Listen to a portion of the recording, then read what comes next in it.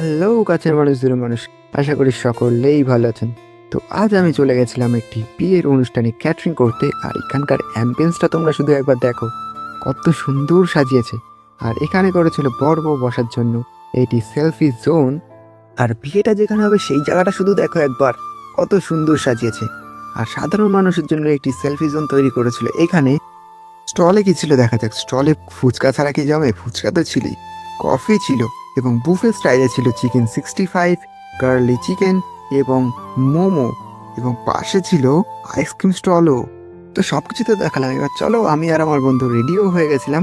আর table সব radio করে দিয়েছিলাম, দেখতেই পাচ্ছ আজকে ছিল প্লেটের কাজ। আর টেবিল সব রেডি, আর এখানে আমরা বসিয়েছিলাম প্রায় 16খানা টেবিল।